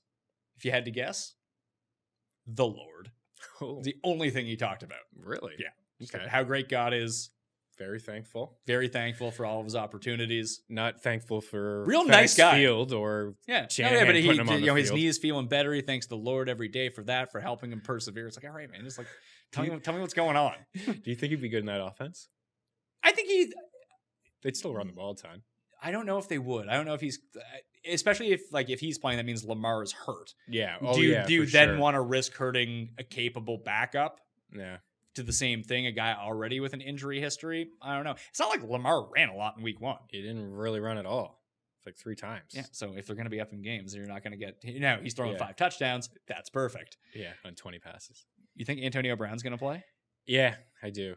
Where would you? I have him right now 43 in my rankings. I'm just not. Yeah. I can see them force feeding him touchdowns. I know that's on the table. All the reports are he doesn't have a clue what's going on in this offense. I play think Gordon, play Edelman, and just don't worry agreed. about it. I think I have him slightly higher than you, but it's in the late 30s, like mid to late 30s. I think if I'm trying to think, like I have one share, and I'm probably gonna play him just because of the upside, and maybe he does, maybe he catches 5 balls for 60 and a touchdown. That's possible. Maybe he only plays. I feel like 15 snaps. I feel like that's that's the a more ceiling. realistic thing. Yeah, I think that's the ceiling for him. If that's his ceiling, I don't want to play that guy. Right. Yeah.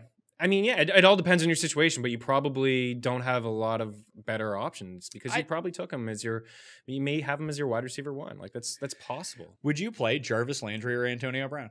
I would play Antonio Brown. I play Jarvis Landry. Would you play Emmanuel Sanders or Antonio Brown? I would play Emmanuel Sanders. I play Sanders. Would you play Jamison Crowder or Antonio Brown? Yeah, play Crowder. I play Crowder. Would you play Larry Fitzgerald or Yes, Antonio Larry Brown? I like a lot. Would you play DJ Metcalf or Antonio Brown? I play Metcalf. Would you play Will Fuller or Antonio Brown? Now we're talking about guys like the late 30s, 40s. Like this is what I'm talking for about. sure. I would play Antonio Brown over like a Will Fuller. I mean, we're just hoping for the same thing. We're just hoping for a touchdown. All right, I'll believe you on that. I'm moving one spot ahead of Antonio. I'll move him one spot ahead of Will Fuller. Yeah, but those You're other guys the accurate ranker around here, not me. Yeah, it happened once. We don't need to buy into that. But It happened last year. Recency bias, man. You got to play that up. For sure. I did have a finish of 12 over week 1, so that I guess that's off to a good start. But those upside guys, I just take the upside of Brown. But there's safety in Crowder. And Larry Fitzgerald. There's no safety in it. Right. Hopefully, we'll know if he's playing or not. Like they'll just call him active Hopefully or you're inactive. Right. And I think they will. I think they will call him but inactive. if he's active, like I'd say 12 to 15 snaps total. Yeah. So you better hope that they're actively trying to make a point to get him the ball. Right. Yeah. He's not going to lead this team in targets and catches this weekend if he plays. No. And overall, like, is he even a wide receiver 1 anymore? Yeah, if he is a starting receiver for the New England Patriots, yes, is the answer. Just because of the pure upside and Brady. Yeah, it's gonna be some dud games. Let's not forget that he's really good. Oh, I'm not gonna people forget have that. kind of overlooked that. I'm not part, gonna overlook that. But like, I don't know. Like, he could be suspended. He could be on the commissioner's exempt list. It's not the lawsuit is a civil lawsuit. Right. Hence why they're constantly talking about like lie detector tests, which are inadmissible in actual like criminal investigation. But in civil court, they tend to hold a lot of sway into these sort of circumstances. So I don't know how that's going to play itself out. But we've seen people be suspended just randomly for less. Yeah, for sure. Yeah, absolutely. I mean, I don't know. These are very serious allegations. If I had to bet, I'm saying that he will not be. I don't believe he will be suspended for this until the conclusion reaches something or something changes. But based on what we know right now, I don't think for this week that the NFL will suspend. Yeah, I don't think so either. But if I had to bet on like if there was like an over under 10 games for Brown, I would take the under. Oh, really? So if you had him and you could still get wide receiver 2, like would you trade him for DJ Moore? Oof. In a full point PPR league, I might. I think I may. I know I'd cut my loss. I think I would hold on to it simply for the fact that I know what the upside is. Yeah. And that's not DJ Moore's upside. Right. There are. I got one question that was it was Thielen for AB. I said yes, I would do that. I just I understand that the upside is tremendous with Antonio Brown and that Minnesota too. You can say some negative too. Minnesota wants to run the ball, but I wouldn't want to deal with that headache. I'd probably take that deal too. Thielen's good. Yeah, if you can give me a top 10 or top 15 Top for 15, sure, yeah. Like, would you? I would do it. Would you trade? We were talking about this on. I'd Monday. probably do it for Godwin. I do it for Godwin too. What about Tyrell Williams? I said if I had Josh Gordon, I would trade him for you. You wouldn't, Yeah. almost sort of like your Gordon, I would. almost like your Barkley Julio comparison. You wouldn't need to do a 1-for-1. You could Right. trade Josh Gordon for Tyrell Williams and something else. like a Mostert or some back end running back for depth piece or whatever. But if Antonio Brown is like a real part of this offense, yeah, like Oakland's offense could be so valuable this year because 3 guys touch the ball. yeah. It's Waller, it's Williams, and it's Jacobs. That appears to be it. Yeah, that's and it. that they might not be good, but there's so much value in that consistency, Yeah. that safety week to week, and just that market share.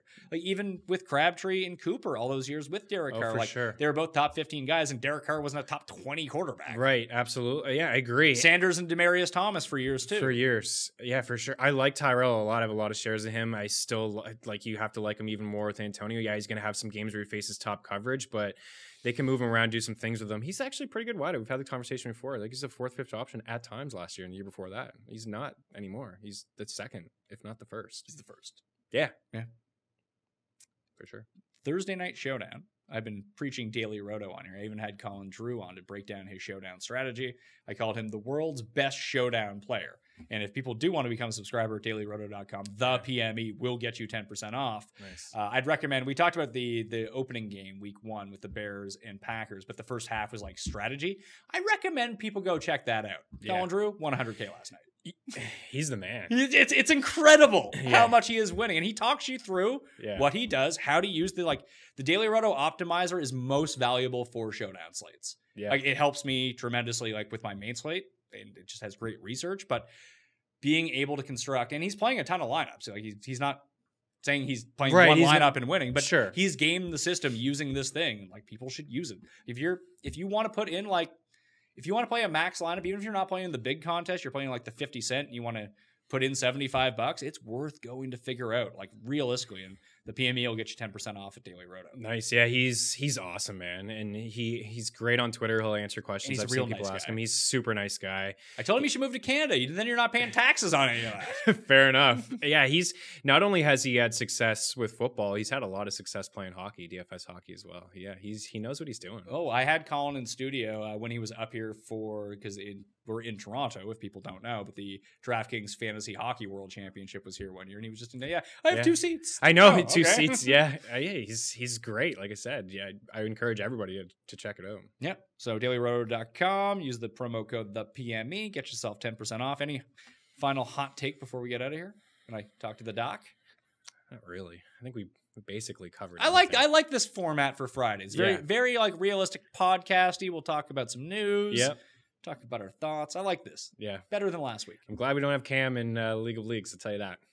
We have Josh Allen We have Josh Allen. and John Brown. We didn't I even made have that. to make any waiver wire moves because our squad seems pretty solid right I now. made one. Things could change. I made one. What'd you? I dropped our defense for Oh, okay. a new defense. Yeah, whatever. We had Broncos defense, so I was like, 49ers defense probably a bit better. Yeah. It was a good call by you last week. Should have picked them up last week. I played them on DraftKings last Yeah. week, but we should have picked them up to play. More picks in one game than all of last year. Yeah. I think I'm gonna fade the Bengals offense, like those Rosses and Boyds, and roll out the Niners D. Again. Maybe, yeah. I don't mind the Niners D this week. I do think the Jags at 2,400 are the cheap D you want to play. Yeah. Get a few sacks. Yeah, like even just bet over. I bet over sacks in the Monday night game. There was no sacks, and there was like 5 in 5 minutes. Yeah, on both sides. That could be a good prop, a sacks prop for that game. I think both sides, they should combine for 5 or 6. And usually it's 5.5 or 6. It's usually 5.5 is what Yeah. the total for sacks is. Just bet the over. Basically, I did that against the Texans a lot last year, and it tends to work out. Fair enough. I think Chris Meaney at Chris Meaney on Twitter at The Athletic if you want to check out your work. Yes. What podcasts are you on now? Like 38 of them. You're on with Jake, A few. Ziegler, I'm with Jake and Ziegler twice a week, Mondays and Wednesdays. Beller, hardly newer. Beller, hardly newer on Wednesdays as well. Best on the board. Next week, debuting a hockey podcast with Eric Young The Eric Young, big wrestler, former TNA champion. That's right. Big hockey fan. Loves the Preds. Loves Nashville. Nashville's a great town, great city. I highly recommend Nashville. I've never been. Oh, it's actually I was there for about 3 hours on my way to Bonnaroo one year. Then I had to take a bus from stopovers. No, you fly into Nashville, then you take a bus to Manchester, Tennessee. Oh, okay. Yeah, no, Nashville's awesome. I mean, the Strip is great. Everyone's just there to have a good time. Cool. All right, Chris Meaney, and Means Well on Instagram. That's right. Is that what it is? Means and Well. At Chris Meaney on Twitter. Check him out at The Athletic. I will be returning momentarily with Dr. Jesse Morse from the Fantasy Doctors, breaking down the biggest injuries of the Week 2 slate. Stay tuned. Meaney, he's taking a hike. Now we're bringing in from the fantasydoctors.com, Jesse Morse. And the first thing that maybe we need to talk about here, it does look like James White is now not going to play for the Patriots due to the birth of his child. So I'm just throwing that out there. I mean, there's no lingering effects of this, is there? We see this in baseball all the time. No, this has no effect. This is just a timing thing. I don't really think they need him for Miami. I'll be at the game. I'll let you know if there's any concerns. Yeah, I guess fantasy-wise, this would bring Rex Burkhead into the mix, and Damian Harris might actually be activated now for this game. I really do like Sony Michel in this spot, but as a cheap DK flyer, I mean, Burkhead's not ever going to be trustworthy, but he is super cheap, and he should have an expanded role, especially in the passing game, if the Patriots even need to pass in this game. We'll find out. Let's get to the real injuries, though. Joe Mixon is dealing with a low ankle sprain. He's questionable. He did get in a practice on Friday. Do you expect to see him on the field on Sunday? And if he is, do you think the workload will be there that we're used to? And what's the chances that he re-aggravates this during the game? So will he play? Likely, yes. Should he play? Probably no.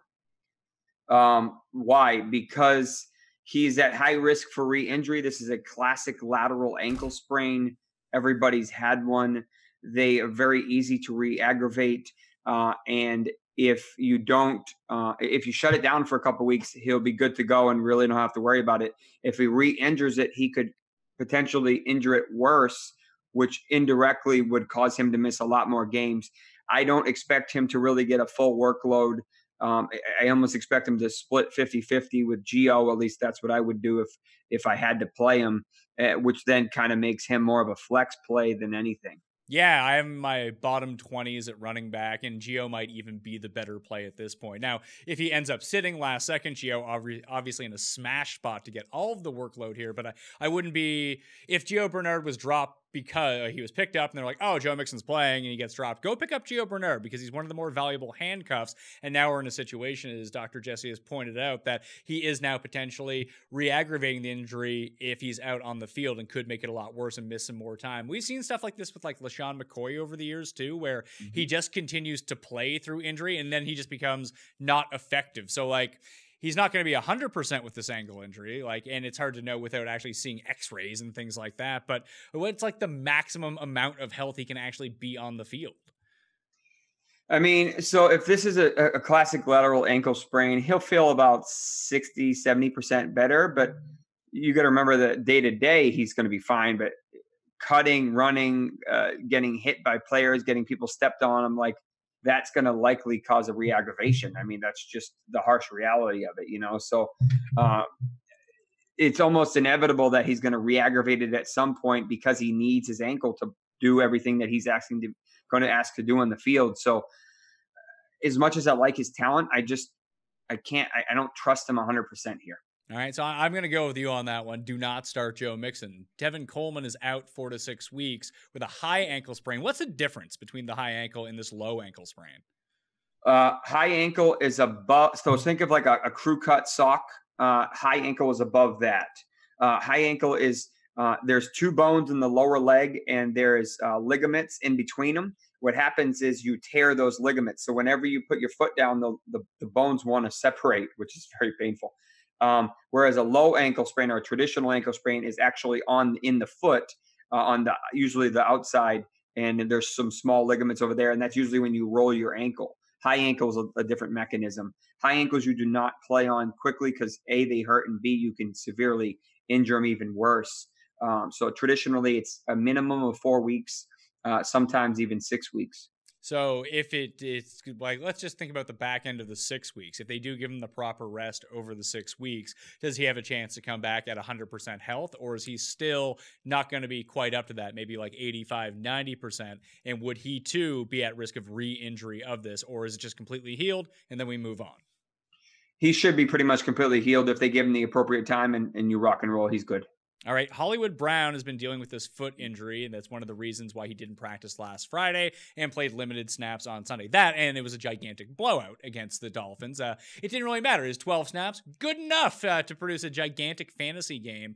But where he is not practicing again this Friday, clearly this foot is a concern. Would you think that even if this game is more competitive for Baltimore, that he sees maybe a slight uptick in snap share, but still only playing like 25, 30% of the snaps? So I actually don't think this is his foot. I heard it was his hip.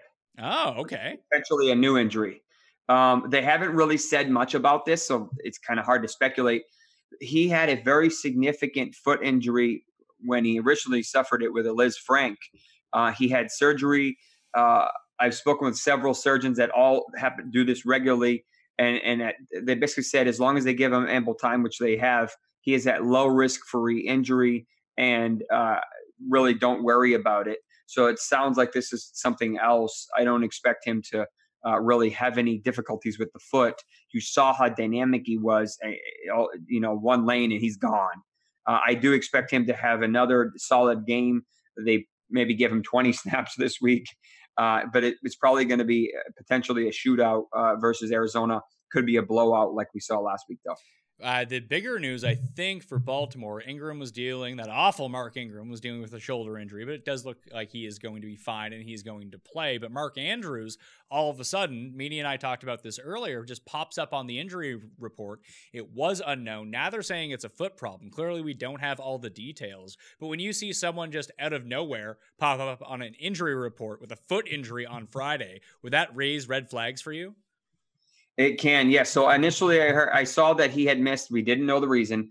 Then we saw that it was just for a rest, which is, I don't know why you'd have a rest day the last day of practice before the second game of the year.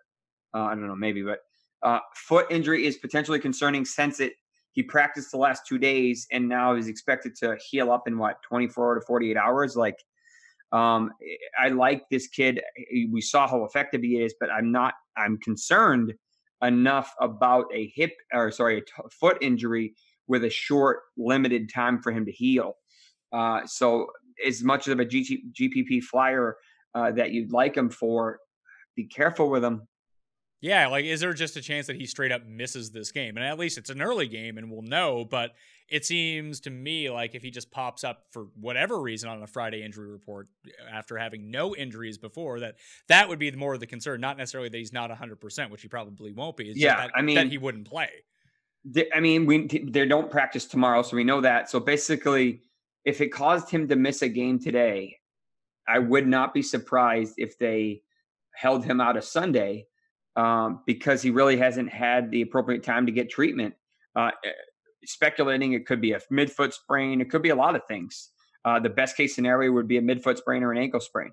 But both of them, he's at potentially high risk for re-injuring it. Midfoot sprains take a couple of weeks. Ankle sprains, as we talked about, can be, a week or two, can be 4 to 6 weeks, depending on what you're talking about. So there is definitely some red lights flashing here, given the context. Is there any viable reason to point to the Los Angeles Chargers and try to figure out why everyone on their team gets hurt? Is this a medical staff problem, or are they just horribly cursed and unlucky? I think this is luck, just pure poor luck. I mean, Mike Williams, we know it's his knee. That's it. We literally don't have any more data. If there has been, I've been in clinic all day. I haven't seen any updates. As far as poor Hunter Henry, man, what in the that is maybe a compensation between a hard hit and compensation from his non-ACL leg taking more force from his ACL, recently repaired ACL. If this is a true what we call tibial plateau fracture, there's kind of a couple varieties. There's a very, very mild, like Aaron Rodgers had last year. And then there's the very, very severe that J.J. Watt had a couple of years ago. Obviously, based on what they're telling us, this almost can't be a J.J. Watt variety because he would have been shut down and he would have had surgery. If this is the Aaron Rodgers, is more of like an avulsion fracture, just more of an annoyance, and they'll get him back probably in 4 to 6 weeks. But either way, this is unfortunate. Yeah, Mike Williams, all we really know right now is that he was present at practice on Friday, didn't practice, but he's now a true game time decision for Sunday. Fortunately, they're at the Lions, so it's going to be an early game. You'll know, but even in that matchup, if he plays, I wouldn't have the highest expectations because he probably ends up getting matched up with Darius Slay, and that would be bad news for Mike Williams at 100%, not 80%. So probably a guy to just avoid if you have any chance in your lineups this week. There's enough guys to be picked up off the waiver wire that you could probably find a capable replacement for him. Check out my updated rankings, or even tune into the show Sunday morning at 9:30 a.m. Eastern time on the DraftKings YouTube channel. You can find out more of where I'm at with Mike Williams, that entire offense. Meaney and I talked about Travis Benjamin and Dontrell Inman. Maybe we'll get some more information on who will be starting in that game, and potentially that could be a spot where you look to attack. I'm guessing it's Inman would be the one off Slay with Benjamin on him, but I really have no idea at this point. Tyreek Hill's injury, it says 4 to 6 weeks. What is the injury, and how should we assess this upon his return? Like, again, is he someone who could just re-aggravate this, or is this something that heals and then we don't worry? This is one of the most significant injuries that you can suffer in orthopedics. Why? Because he basically fractured. So he broke his collarbone. Well, he dislocated his collarbone. He didn't actually break it. So the collarbone each collarbone meets in the middle and forms a kind of a triangle almost with the breastbone. The importance of that is to protect all the blood vessels coming in and around the heart, which is literally right behind that. What Tyreek Hill did was he dislocated and popped the bone. Instead of being flush with it, he popped behind it, which is where all those blood vessels are. So if that bone had fractured, he would have likely lacerated one of those blood vessels and he probably would have died on the field. To give you an idea of how crazy this injury could have been. He got very, very lucky. He did not need surgery. But the issue is there is inherent instability because there's really not much keeping the clavicles, the collarbone, reattached to the sternum. They didn't put any wires in there. They didn't put any metal plates in there. You can't really repair these ligaments that keep it in place without surgery, obviously. So if he takes a shot in 6 or 8 weeks, there's a chance it could pop out again. I mean, there's a very big chance. So I'm very concerned about Tyreek Hill. The only reference we have for this injury, as far as I know, is actually from 2012 when he was playing on the Rams, was Danny Amendola. So the fact that you still know his name means that he is still continuing to play. But besides that, this is a very significant injury. I'm very surprised that he didn't need surgery, which is a great news. Best case scenario, 6 weeks. This is a very painful injury, and he may not be able to play before that, but we'll see. Now, obviously, trade value fantasy-wise in your season-long league, as it pertains to Tyreek Hill, is down in the dumps right now because he is out for 4 to 6 weeks. So let's say in 6 weeks' time, he's coming back. People love to try to trade for those guys as soon as it happens. Is he someone that if you owned, you hold him to then until the week that he comes back and trade him off for value to whoever because the potential for re-aggravation is so high? Personally, yeah. I mean, I understand the patho kind of physiology of the injury, so it's concerning to me. The nature of just taking a simple hit and landing on it, or pile driving that shoulder into the ground, which happens a lot, is enough force to pop that out. That's basically how it happened in the first place. So they really can't protect him. That's the problem. There's only so much they can do without surgery to protect this from popping out. So that's just too much risk for me, given how important he is to the team and to the fantasy team. So I would personally try to get someone for him when he starts to get new value. Now, I know Sam Darnold's one of the youngest quarterbacks in football, but like, how often do people in their 20s get mono? It's actually quite common in college. Maybe promiscuity has something to do with it, but kissing disease can be spread by saliva, utensil use, straw use. I mean, it's very contagious. They should have, and I believe they have quarantined him. So they really need to be smart about this. It's a virus that essentially leads to significant fatigue, like not want to get out of bed fatigue. And it really causes significant inflammation inside of the spleen. Now, the spleen is a very important organ that basically cleans our blood every 5 minutes. It runs through basically the entire body's blood. So there's a very high blood flow, and you can lacerate the spleen because of how large it is. And that time, it takes a good 3 to 4 weeks, most data shows, for that window to drop to a safer level.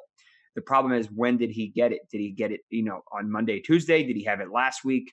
And then the other question is, regardless of what you do, you cannot change this window. That's what it is. No meds affect it, nothing. And the other part of it is, if his fatigue never truly comes back, like resolves, or it takes a long time, is it going to affect his performance in other ways? So just unfortunate situation. Yeah. So is this something like the fatigue is something that can linger even after you fully recovered? 3-4 months, it can happen. It can definitely happen. So that's rough news for the Jets and everyone on it. The last one everybody, yeah, and especially if hopefully they keep him quarantined for long enough, you don't come back and start spreading it throughout the locker room. I guess that would be the biggest concern here too, wouldn't it? Yeah, very much. That's why they had to quarantine him, because you have one guy who's obviously important to the team. But imagine having 10 or 15. I mean, that's like a quarter of your team. What are you going to do? Yeah.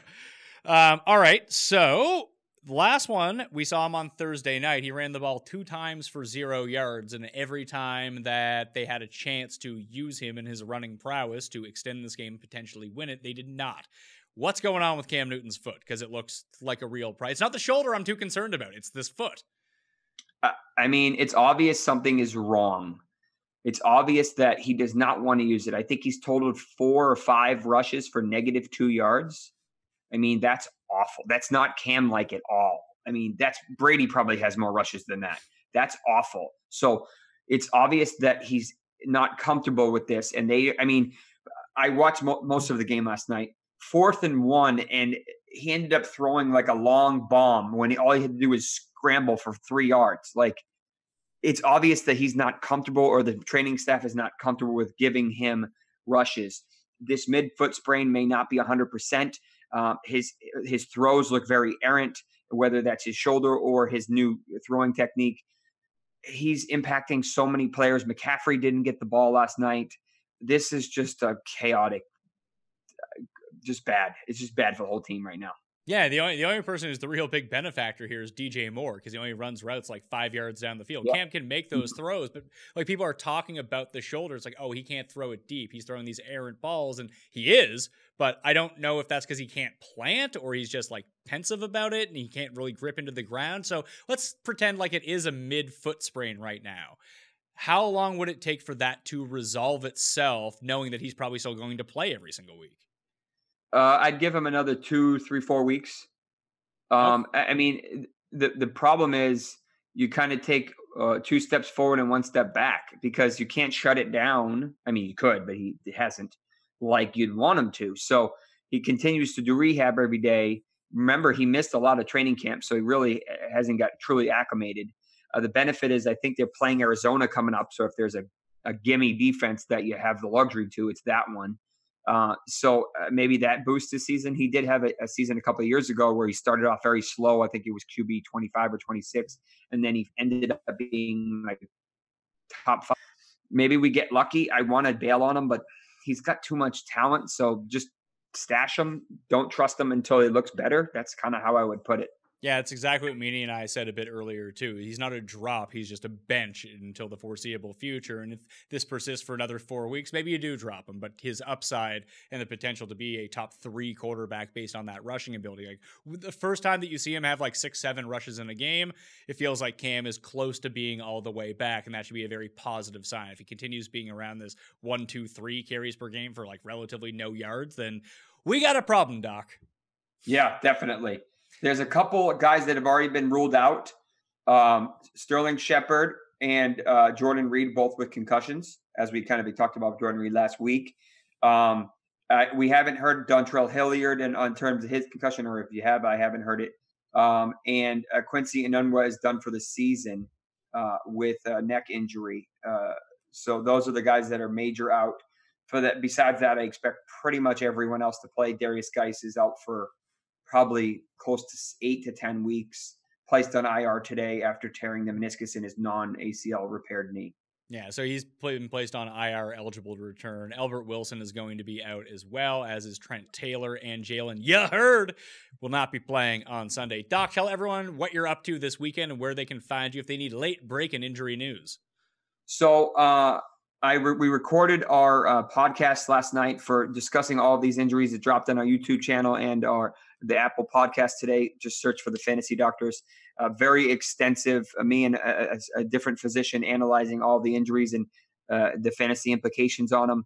And then on Sunday morning, I do a live stream. I'll be at the game, the Patriots game this weekend, so I don't know how that will play out. But and I try to keep up on any potential new injuries that come up. I'm probably going to do a video for Le'Veon Bell in a little bit, and maybe a Joe Mixon kind of update. So look for those on a YouTube channel over the next 24 hours. All right. Thanks for being on the show again. Again, you can follow Dr. Jesse Morse at Dr. Jesse Morse and check out thefantasydoctors.com.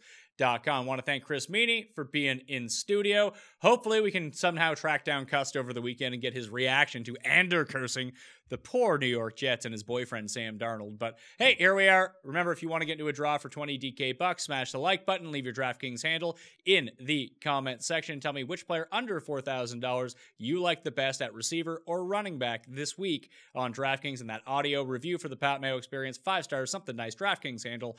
Boom, you'll be in a draw for 20 DK bucks. I'll be back live Sunday morning, 9:30 a.m. Eastern time with Gary and the Cust for the breakdown. Maybe we'll just save Cust for then. Who knows? Then I'll be back Monday, 1 p.m. Eastern time for the Waiver Wire Show with Steve Buchanan. All of my rankings are currently updated. They'll be updated again on Sunday morning, and then again after the inactives at 11:30 a.m. Eastern time. So go make sure to check all of those out in the description on my Facebook page at /thepme and on dkplaybook.com. All right, all the shows still pretty good. Go check them out and download everything. We're still pushing for 15 million downloads for the 2019 calendar year, so I need your help on that. All right, please help out.